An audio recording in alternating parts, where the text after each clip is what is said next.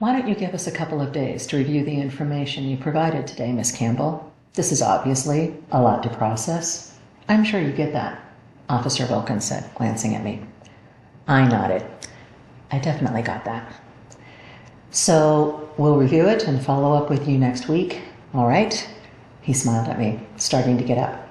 Okay, I answered, standing and fumbling for my coat on the chair behind me. Then I stopped. I turned back to the two men now standing before me. One sec, I said, holding my hand up. I picked up the box with the lens inside, placed it carefully in the bag, and then set the bag on the table before me again. I looked up. I would like an appointment to speak with the medical examiner on either next Wednesday or Thursday if possible, all right? I waited again. This time, my heart uncharacteristically quiet, my breathing calm and steady. I think I caught them both off guard. I had been, up to that point, the usual mild and meek Elise. But something had happened when I put on the guise of she who sees. I had become, for an endless moment in time, her. With her poise and her humor and always her calm certainty that what she was saying was absolutely true. I had no doubt of their response. I simply waited. The two men glanced at each other for a brief moment of silent communication. Officer Farley gave me an infinitesimal shrug, and Officer Wilkins turned back to me. More likely Thursday than Wednesday. Examiner's been busy lately? He raised one eyebrow at me. I nodded. Thursday is fine. You have my cell number? Of course they didn't. I started to reach in my purse, but Officer Farley waved his notebook at me and said, "What is it?" I had not even noticed he had his notebook out. Had he been taking notes? I thought all interviews were just videotaped. Whatever. I gave them my number, hung my purse over my neck, and grabbed my bag. Time to go. Now. Behind the curtain. Farley looked at Wilkins. Wilkins looked at Farley. They both stood there for a moment after ushering, escorting, more like trying to keep up with Elise as she made a beeline out of the interview room, through reception, flipping the counter up and ducking out the lobby door in record time. You don't think she was in a hurry to leave, do you? Farley asked dryly. Nah, not a bit, Wilkins responded. We should go see the chief. You think so? Yeah, probably. What are we going to tell him? I have no idea. The two officers traded shrugs and turned in unison to head towards the police chief's office.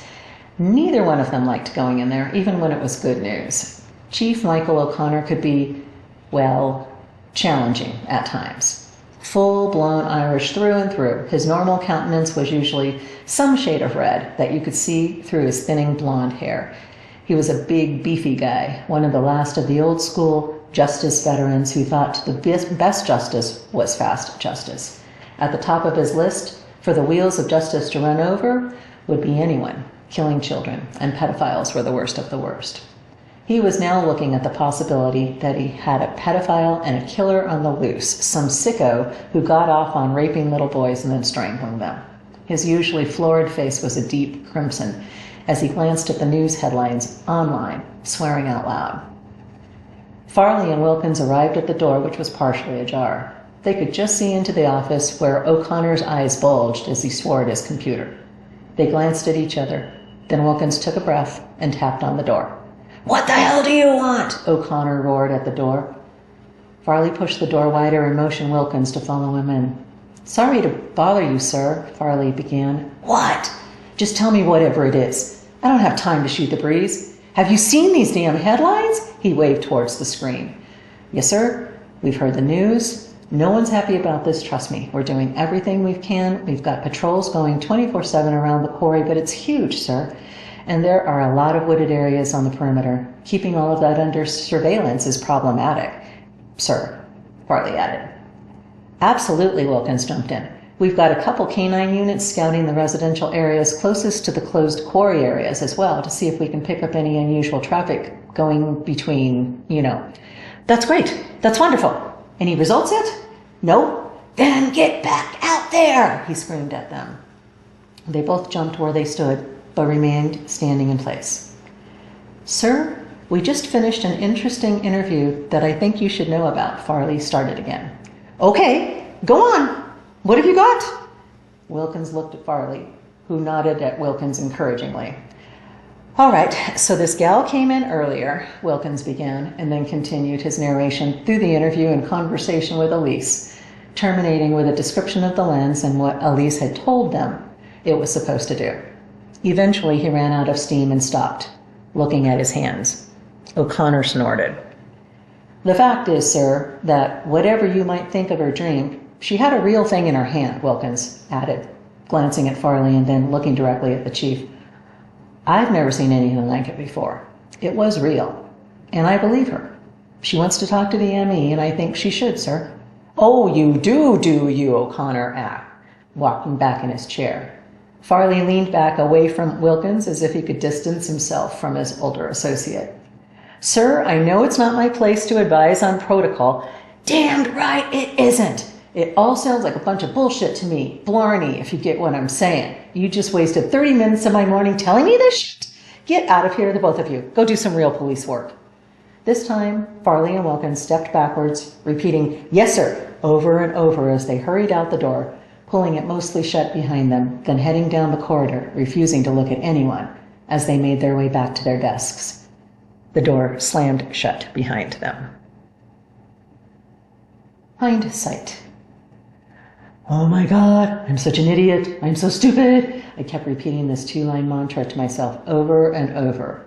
I was saying it silently all the way to the car when I finally found it in the visitor's lot.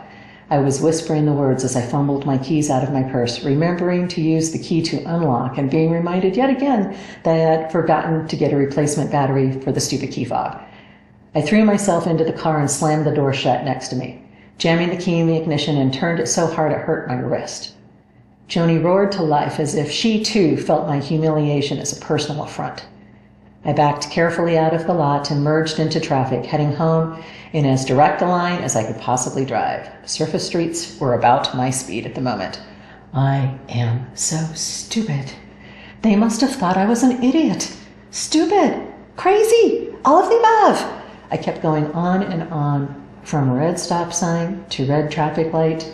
The drive home seemed to take hours, and all the while, all I could think of was the looks on the faces of those two policemen, their obvious disbelief, and how ridiculous I must have sounded. Not to mention just not being able to talk straight half the time.